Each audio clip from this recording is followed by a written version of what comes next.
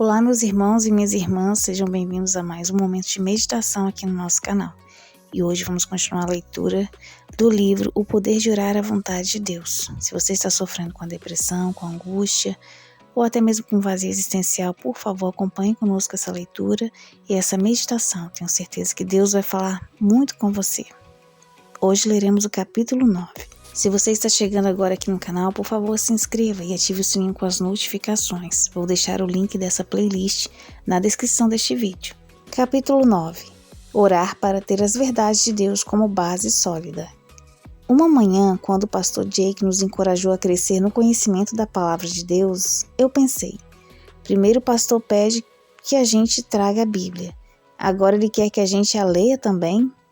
A pedido do pastor, eu havia adquirido uma Bíblia numa versão em que eu pudesse compreender.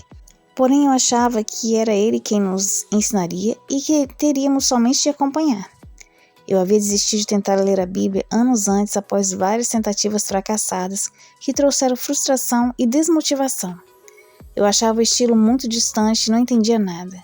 O pastor, porém, explicava as Escrituras com uma incrível clareza e eu me apegava a cada palavra.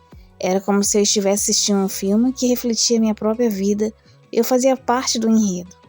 Será que vai ser a mesma coisa quando eu ler a Bíblia sozinho em casa? Pensei comigo. Na manhã seguinte comecei a ler Salmos e Provérbios, livros que tinham capítulos curtos e pareciam seguros o suficiente para que eu me arriscasse. Nas semanas seguintes, estendi minha leitura até o Evangelho de Mateus, Marcos, Lucas e João. Eu fiquei surpresa ao ver como as palavras ganhavam significados novos que me despertavam a cada leitura. Chegou uma hora que eu fiquei tão desejosa de conhecer a história toda que comecei a ler a Bíblia do início e fui até o fim. Meses depois, ao terminar, era como se eu conhecesse o coração do autor e minha vida tivesse mudado completamente. Ao ler a Bíblia, quase todos os dias, eu pude enxergar alguns benefícios distintos e inegáveis. Eu descobri que era especialmente benéfico ler as Escrituras cedinho pela manhã, pois me ajudava a preparar a mente e o coração para o dia. Além disso, ler a Bíblia antes de dormir à noite me garantia uma noite de sono tranquila, sem pesadelos, um problema que eu enfrentava desde pequena. Aos poucos, a Bíblia tornou-se o sussurro de Deus em meu ouvido. Ao ouvir as antigas frases em minha mente, tais como: "Você não vale nada, você não presta, por que tentar?", eu também ouvi as palavras de Deus dizendo: "Você foi feita de modo especial e admirável. Eu a salvo das portas da morte. Você será feliz se em mim se refugiar."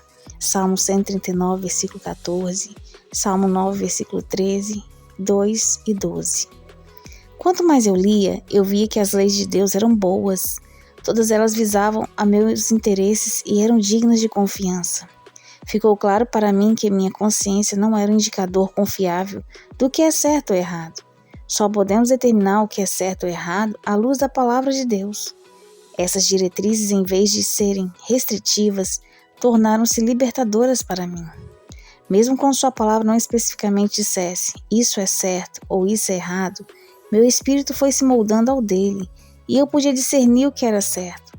Por exemplo, apesar de a Bíblia não dizer que era proibido ficar embriagado, eu comecei a achar que não era mais uma boa ideia beber um pouquinho, nem para relaxar, especialmente considerando meu passado de vício em álcool e drogas.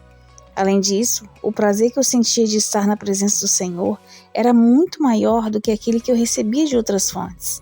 Esse foi apenas um dos muitos sinais de maturidade emocional que o Senhor estava tratando e restaurando em minha alma, dos alicerces que estavam sendo construídos na base que é a palavra de Deus.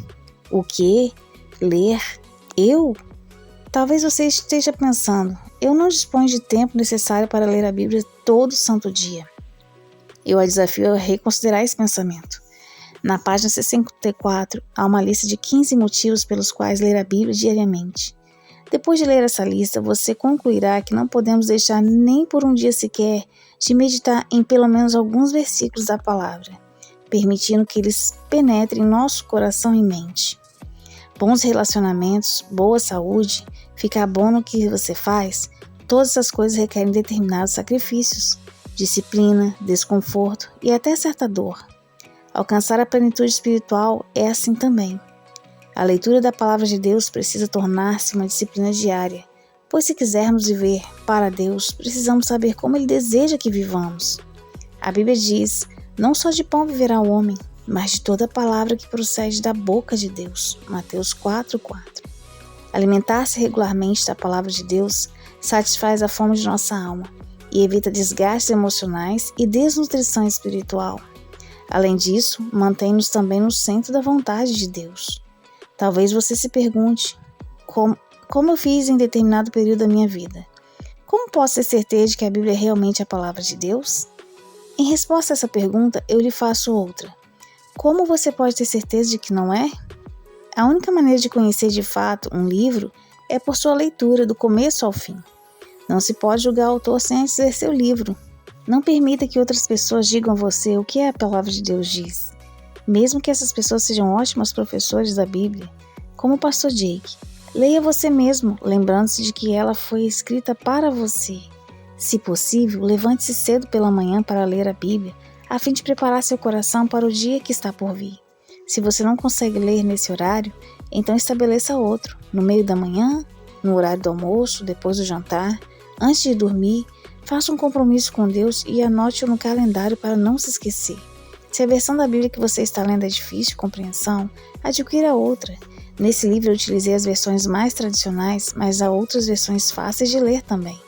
Se você não está em condições de adquirir outra versão, veja se alguém pode lhe emprestar uma. Ouse pedir a seu pastor. Há pessoas no mundo inteiro que amariam oferecer-lhe uma Bíblia se você simplesmente compartilhasse com elas sua necessidade. Bom, meus irmãos, devido à extensão desse capítulo 9, eu vou dividi-lo em 2. Eu espero vocês até o próximo vídeo. Que Deus abençoe a cada um de vocês.